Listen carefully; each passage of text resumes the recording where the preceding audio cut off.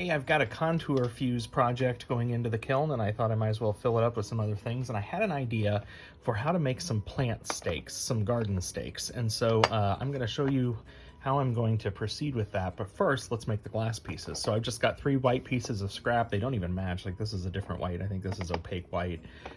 It doesn't matter. I've got a piece of vitrograph I'm going to cut up, and I'm going to make a flower stem for each one of these. And then I've got all kinds of little bits and pieces, stuff from Tabitha that's pretty cool. I've got some really neat flower petals from Murrini, some leaves from both of them, all sorts of things, ladybugs and other bugs. I'm just going to fill these up and have a little fun with it.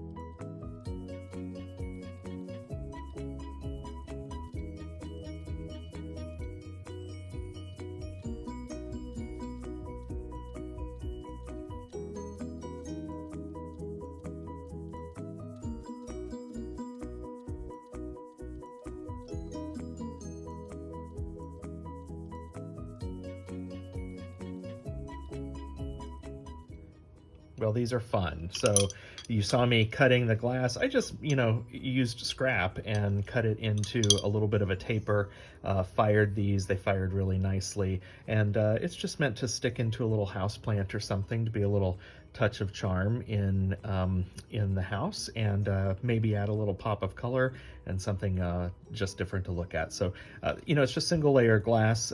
These aren't necessarily meant for being outside in the elements. Even if they were, I don't think it would be that bad. But something like this will slip down into a potted plant indoors and look kind of cute. Okay, and then these turned out really fun. You probably saw me building these. I just used, some blobs that I had, some nuggets that I made. I like to include the ladybug. I included a caterpillar from Tabitha's work, some of her, I'm not sure if that was her vitrograph or somebody else's, some flowers from Wilderness Glass. These were, I think, Easter eggs actually from Tabitha that I thought would make fun petals for a flower. I've got some more shamrocks here that I made, and clover. I think this is a clover and these are shamrocks, I think. And then this is a lot of fun. I used some petal Murrini from, these are petals that Lori made from Wilderness Glass. Lori made a little bunny set a while back. Got some leaves and such from Tabitha. So anyway, okay, so now what I'm going to do is try something new. So I want to make these garden stakes as well, plant stakes. And I bought a set of these stainless steel skewers. They're 18-inch skewers for the barbecue from Amazon. I'll put these in my Amazon store. And all I'm going to do is I'm going to glue it to the back of here. I'm going to use this Gorilla Glue that I love, and I'm going to glue it to the back of these and then create these, garden stakes that are kind of smaller, kind of mini size garden stakes. There's still going to be plenty of length here to stick it down into a house plant. So I'm going to glue these up and see how it goes.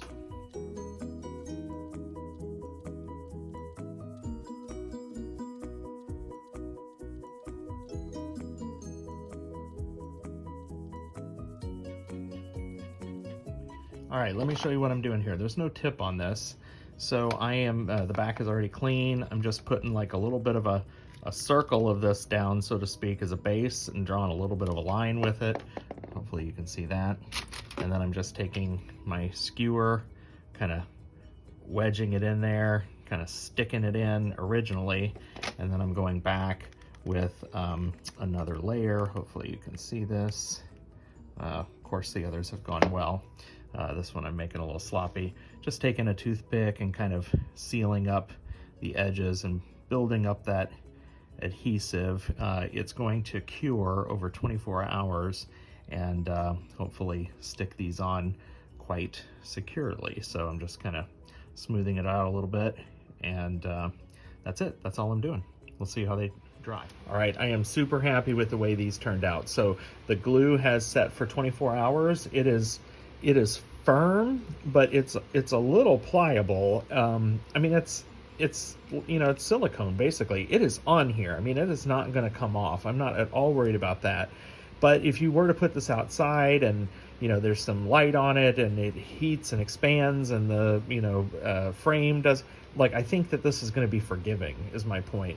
So I love it. It was, you saw me put it on. It couldn't have been much easier in terms of gluing that on.